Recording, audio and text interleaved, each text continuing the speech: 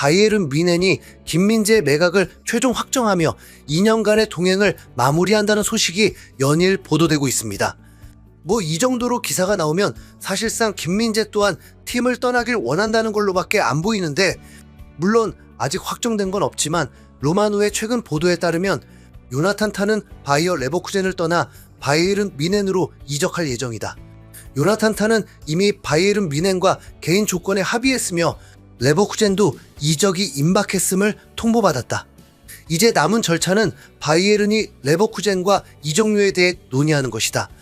바이에른 뮌헨이 클럽 월드컵을 앞두고 타를 스쿼드에 포함시키는 것을 목표로 하기 때문이다 라면서 다이어가 AS 모나코로 떠났고 김민재 역시 팀을 떠날 것으로 예상되면서 바이에른은 타를 핵심 수비 보강 자원으로 보고 있다는 소식을 전했습니다. 로마노는 바이에른의 현재 상황을 고려할 때 김민재는 어디로 갈 것 같은가? 라는 김민재의 향후 거취에 대한 한편의 질문에 사우디 혹은 프리미어리그다. 다만 그의 고액 연봉이 걸림돌이다 라고 답했는데요. 김민재의 다음 행선지는 세리에보다는 자금력이 탄탄한 프리미어리그 혹은 사우디 프로리그가 될 가능성이 큽니다. 하지만 로마노가 거듭 강조했듯 김민재의 높은 연봉이 이적 협상에 장애물로 작용하고 있는데요. 그런데 김민재의 연봉이 그렇게 높다고 볼 수도 없습니다.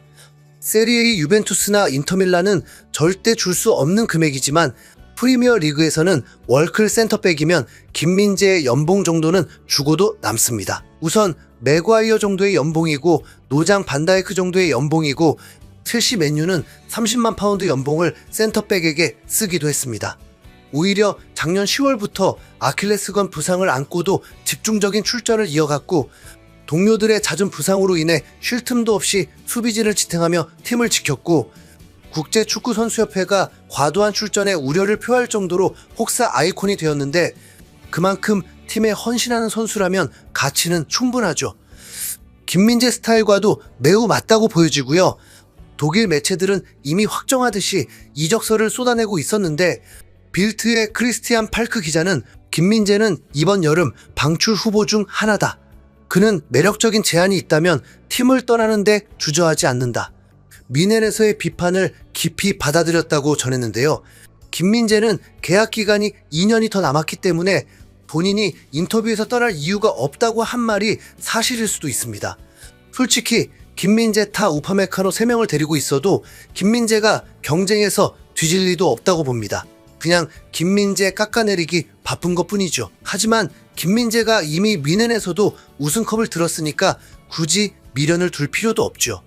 만약 비르츠를 영입을 했다면 뮌헨이 챔스 우승도 가능하기 때문에 김민재가 뮌헨에 남는 게 더 좋을 수 있다고 보지만 비르츠가 리버풀로 떠난다는 기사들이 나오고 있는 만큼 그렇게 전력 보강이 커 보이진 않습니다. 김민재는 시즌을 통틀어 보면 정말 저평가됐던 센터백입니다. 우파메카노와 함께 콤비를 이룰 때는 군더더기 없었습니다. 나폴리에서도 라흐마니와 콤비를 이룰 때 아무 문제가 없었죠. 그럼 우파메카노가 부상당할 때 비슷한 스타일의 파트너가 있어야 호흡 맞추기가 수월한데 전혀 다른 스타일의 선수와 함께 라인을 올려야 하니 얼마나 생각이 복잡해지겠습니까? 암튼 로마노의 예상처럼 김민재가 프리미어리그에 온다면 팬들은 정말 땡큐죠. 김민재는 내년이면 30살입니다. 본래 김민재의 목표가 프리미어리그였습니다. 그런데 그 프리미어리그를 전성기 지나고 나서 간들 뭐 하겠습니까? 지금부터 딱 2에서 3년은 김민재가 센터백으로서 전성기를 보낼 수 있기 때문에 프리미어리그 이적하기 딱 좋은 상황입니다. 독일 현지 매체들과 유럽 축구계는 김민재의 차기 행선지를 둘러싼 치열한 경쟁이 벌어지고 있다고 전하고 있습니다. 뮌헨은 이적료도 낮춰서 보내겠다는 입장이라고 하고요. 그럼 연봉 부담은 그렇게 큰 문제가 아닐 수 있습니다. 독일 매체 빌트는 김민재 이적이 최종 승인되었다고 했는데요. 막스 에베르 디렉터의 스쿼드 계획이 지난주 월요일부터 큰 지지를 받고 있으며 그의 발표 이후 뮌헨 이사회는 올여름 김민재의 이적을 승인했다고 보도되었다. 뮌헨 내부 소식통은 지난주 모든 여름 이적 시장 계획을 승인받았으며 김민재 매각 관련해 해외팀들의 제안을 기다리기로 결정했다고 전했다. 물론 이것 또한 확정은 아닙니다. 이전 시즌처럼 이렇게 해놓고 팀에 남을 수도 있어요. 또 독일 매체 바바리안 풋볼 웍스는 미넨이 김민재에게 올여름 팀을 떠날 수 있다고 조언했다고 보도했다. 이는 에릭 다이어가 AS 모나코로 떠나기 전의 일이었지만 조나단 타가 합류하더라도 미넨은 여전히 김민재를 매각할 의향이 있다는 것을 보여준다라고 했고, 이어 크리스티안 팔크 기자는 클럽이 김민재의 이적을 허용했다고 명시적으로 보도했는데요. 이런 상황에서 많은 팀들이 김민재에게 눈독을 들이고 있습니다. 원풋볼은 김민재가 프리미어 리그를 포함한 새로운 리그로의 이적을 고려하고 있으며 첼시와 뉴캐슬이 김민재의 에이전트에 연락하여 관심을 표명했다고 보도했고, 첼시는 김민재의 에이전트와 접촉했으며 지속적으로 일관된 관심을 보이고 있다고 전했는데요. 그러나 첼시는 먼저 본머스의 딘 후이센 확보를 우선시하고 있는 것으로 알려졌습니다. 스카이 스포츠에 따르면 첼시는 김민재에게 관심이 있지만 프리미어리그 라이벌인 본머스에서 딘 후이센을 먼저 영입하려고 한다. 이는 첼시의 수비진 보강 우선순위를 보여주는 대목이다라면서 김민재 외에도 여러 수비수들을 노리고 있다는 소식을 전했죠. 뉴캐슬 또한 김민재 영입에 가장 적극적인 모습을 보이고 있는 클럽 중 하나입니다. 영국 매체 풋볼 인사이더는 뉴캐슬 유나이티드가 김민재를 영입하기 위해 작업 중이라고 전했으며, 에디하우 감독이 챔피언스 리그 출전 가능성을 놓고 선수단 보강 필요성을 강조했다고 보도했습니다. 자, 그런데 이제 뉴캐슬이 챔피언스 리그 진출이 확정이 됐거든요. 뉴캐슬이 2년 전에 최초로 챔스에 진출하고 경험을 해봤는데 예선 탈락을 했습니다. 왜 탈락했을까요? 바로 스쿼드입니다. 챔스까지 병행하면서 리그 성적까지 맞추려면 팀이 훨씬 강해져야 한다는 걸 경험했습니다. 그냥 감독의 로테이션 역량뿐만 아니라 주중에 더해지는 경기에서도 경기력이 떨어지지 않고 선수층이 두터워야 한다는 건 확실합니다.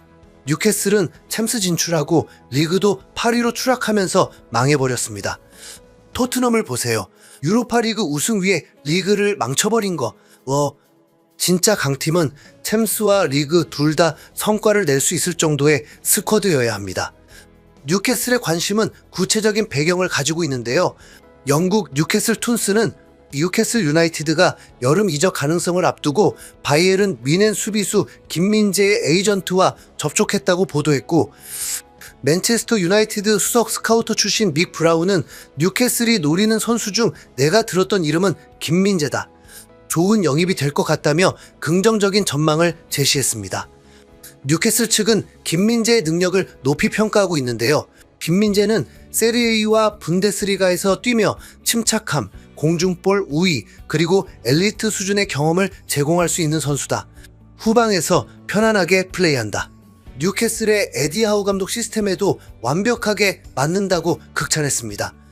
팬들의 반응을 보면 맨유나 토트넘은 절대 안 왔으면 하는 바람이더라고요.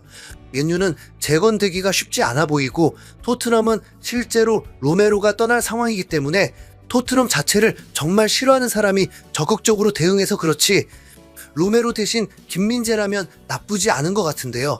그냥 개인 생각일 뿐입니다. 김민재가 프리미어 리그로 이적해서 우승하려면 리버풀밖에 없습니다. 리버풀이 김민재를 영입하면 정말 대박이 되는 건데 왠지 그건 이루어질 것 같지가 않고, 김민재가 뉴캐슬 정도로 가면 개인적으로는 대만족일 것 같은데 여러분은 김민재가 어디로 이적했으면 좋겠는지 댓글 남겨주세요. 민재야, 프리미어리그로 오라. 시청해주셔서 감사합니다. 이상 흰수염 고래였습니다. 감사합니다.